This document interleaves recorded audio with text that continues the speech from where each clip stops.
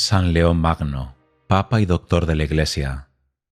La sagacidad de León I, el éxito con que defendió la fe contra las herejías y su intervención entre Atila y Genserico realzaron el prestigio de la Santa Sede, y al Papa le valieron el título de Magno.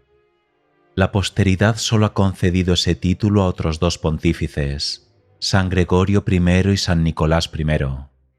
La Iglesia honra a San León entre sus doctores por sus incomparables obras teológicas, de las que hay muchos extractos en las lecciones del breviario. Probablemente la familia de San León era toscana, pero él llamó a Roma su patria, lo cual nos da a pensar que nació en dicha ciudad. No sabemos nada acerca de sus primeros años y desconocemos la fecha de su ordenación. Sus escritos prueban que había recibido una educación excelente, aunque ésta no comprendía el estudio del griego. Fue diácono de los papas San Celestino I y Sixto III. Ese puesto era tan importante que San Cirilo le escribía directamente a él, y Casiano le dedicó su tratado contra Nestorio. El año 440, cuando las disputas de los dos generales imperiales Aecio y Albino amenazaban con dejar a la Galia a merced de los bárbaros, León fue enviado a mediar entre ellos. Cuando murió Sixto III, San León estaba todavía en Galia. Una embajada fue allá a anunciarle que había sido elegido sumo pontífice. La consagración tuvo lugar el 29 de septiembre de 440. Desde el primer momento, San León dio pruebas de sus excepcionales cualidades de pastor y jefe. La predicación era entonces privilegio casi exclusivo de los obispos. San León se dedicó a instruir sistemáticamente al pueblo de Roma para convertirle en ejemplo de las otras iglesias. Los 96 sermones auténticos de San León que han llegado hasta nosotros muestran que insistía en la limosna y otros aspectos sociales de la vida cristiana, y que explicaba al pueblo la doctrina, particularmente lo relativo a la encarnación.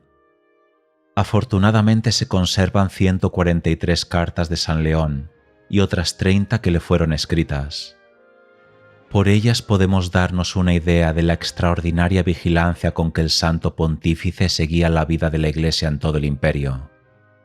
Al mismo tiempo que combatía a los maniqueos en Roma, escribía al obispo de Aquileia, dándole instrucciones sobre la manera de enfrentarse al pelagianismo, que había reaparecido en dicha diócesis. Santo Toribio, obispo de Astorga, España, envió a San León una copia de su carta circular sobre el priscilianismo, una secta que había progresado mucho en España gracias a la connivencia de una parte del clero. Dicha secta era una mezcla de astrología, de fatalismo y de la doctrina maniquea sobre la maldad de la materia. En su respuesta el Papa refutó ampliamente a los priscilianistas, refirió las medidas que había tomado contra los maniqueos y mandó que se reuniese un sínodo para combatir la herejía. Varias veces tuvo que intervenir también en los asuntos de la Galia. En 2 ocasiones reprendió a San Hilario, obispo de Arles, quien se había excedido en el uso de sus poderes de metropolitano. Escribió algunas cartas a Anastasio, obispo de Tesalónica, para confirmarle su oficio de vicario de los obispos de Iliria. En una ocasión le recomendó mayor tacto, y en otra le recordó que los obispos tenían derecho de apelar a Roma según la antigua tradición. El año 446 San León escribió a la Iglesia africana de Mauritania, prohibiendo la elección de laicos para las sedes episcopales, así como las de los casados en segundas nupcias y de los casados con una viuda. En la misma carta tocó el delicado problema de la manera de tratar a las vírgenes consagradas a Dios que habían sido violadas por los bárbaros. Respondiendo a ciertas quejas del clero de Palermo y Taormina, San León escribió a los obispos de Sicilia, ordenándoles que no vendiesen las propiedades de la Iglesia sin el consentimiento del clero. En las decisiones de San León, escritas en forma autoritaria y casi dura, no hay la menor nota personal ni la menor incertidumbre. No es el hombre el que habla, sino el sucesor de San Pedro. Ese es el secreto de la grandeza y de la unidad del carácter de San León. Sin embargo, hay que mencionar también un rasgo muy humano, que conocemos nada más por tradición, pero que ilustra la importancia que el santo daba a la elección de los candidatos a las órdenes sagradas. En el prado espiritual, Juan Mosco cita estas palabras de Amós, patriarca de Jerusalén. Por mis lecturas estoy enterado de que el bienaventurado Papa León, hombre de costumbres angélicas, veló y oró durante 40 días en la tumba de San Pedro, pidiendo a Dios por la intercesión del apóstol el perdón de sus pecados. Al fin de esos 40 días se le apareció San Pedro y le dijo: Dios te ha perdonado todos tus pecados, excepto los que cometiste al conferir las sagradas órdenes, pues de esos tendrás que dar cuenta muy estricta. San León prohibió que se confiriesen las órdenes a los esclavos y a todos los que habían practicado oficios ilegales o indecorosos, e introdujo una ley por la que se restringía la ordenación al sacerdocio solo a los candidatos de edad madura que habían sido probados a fondo y se habían distinguido en el servicio de la Iglesia por su sumisión a las reglas y su amor a la disciplina. El Santo Pontífice, en su calidad de pastor universal, tuvo que enfrentarse en el Oriente con dificultades más grandes que las de cualquiera de sus predecesores.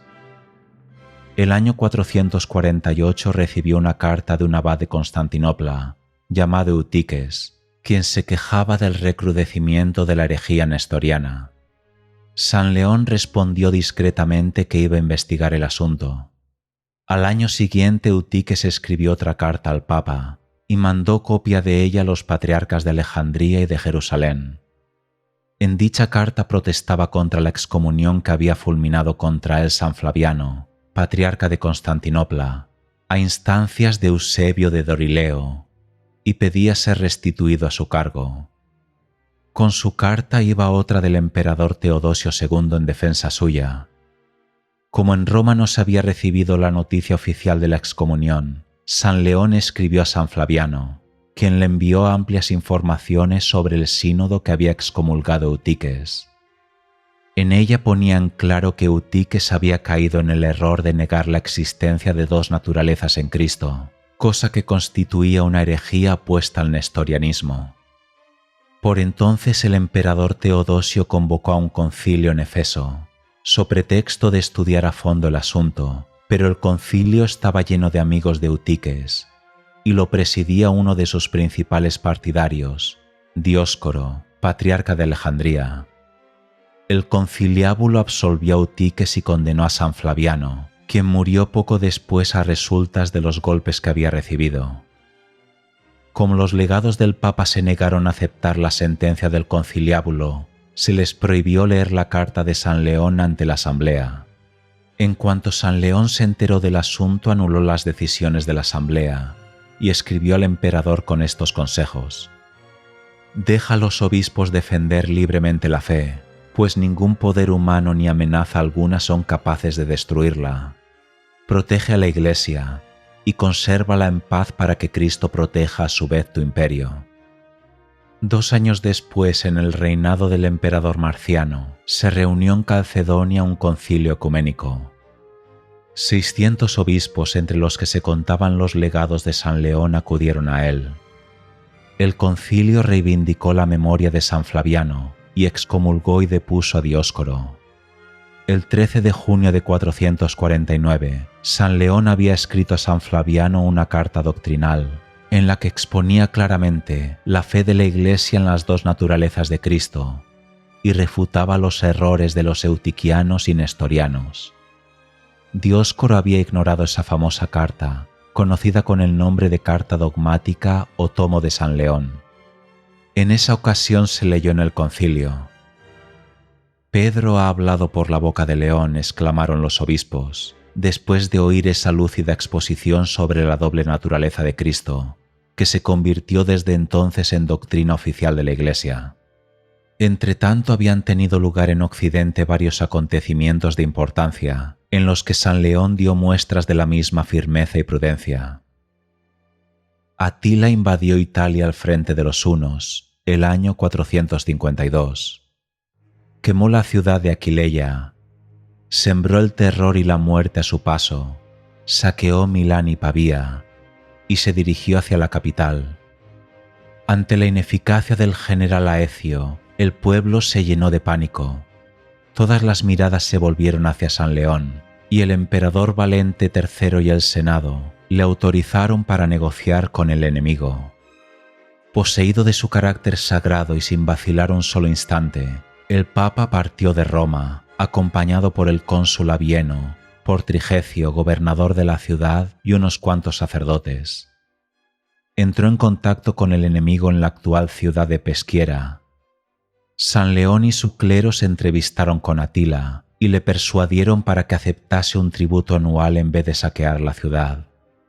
Esto salvó a Roma de la catástrofe por algún tiempo, pero 3 años más tarde Genserico se presentó a la cabeza de los vándalos ante las puertas de la ciudad, totalmente indefensa. En esta ocasión San León tuvo menos éxito, pero obtuvo que los vándalos se contentasen con saquear la ciudad, sin matar ni incendiar. 15 días después los bárbaros se retiraron al África con numerosos cautivos y un inmenso botín. San León emprendió inmediatamente la reconstrucción de la ciudad y la reparación de los daños causados por los bárbaros. Envió a muchos sacerdotes a asistir y rescatar a los prisioneros en África, y restituyó en cuanto le fue posible los vasos sagrados de las iglesias. Gracias a su ilimitada confianza en Dios no se desalentó jamás y conservó gran serenidad, aun en los momentos más difíciles. En los 21 años de su pontificado se había ganado el cariño y la veneración de los ricos y de los pobres, de los emperadores y de los bárbaros, de los clérigos y de los laicos. Murió el 10 de noviembre de 461. Sus reliquias se conservan en la Basílica de San Pedro. Su fiesta, que se celebra el día de hoy, conmemora la fecha de la traslación de sus reliquias. San León fue declarado doctor de la Iglesia mucho tiempo después, en 1754. Entre los sermones que se conservan del santo hay uno que predicó en la fiesta de San Pedro y San Pablo, poco después de la retirada de Atila. Empieza por comparar el fervor de los romanos en el momento en que se salvaron de la catástrofe con su actual tibieza, y les recuerda la ingratitud de los 9 leprosos que sanó Cristo. A continuación les dijo: «Así pues, mis amados hermanos, debéis volveros al Señor, si no queréis que os reproche lo mismo que a los 9 leprosos ingratos. Recordad las maravillas que Él ha obrado con vosotros. Guardaos de atribuir vuestra liberación a los astros, como lo hacen algunos impíos. Atribuidla únicamente a la infinita misericordia de Dios, que ablandó el corazón de los bárbaros. Solo podéis obtener el perdón de vuestra negligencia haciendo una penitencia que supera la culpa. Aprovechemos el tiempo de paz que nos concede el Señor para enmendar nuestras vidas. Que San Pedro y todos los santos que nos han socorrido en nuestras innumerables aflicciones secunden las fervientes súplicas que elevamos por vosotros a la misericordia de Dios por medio de nuestro Señor Jesucristo.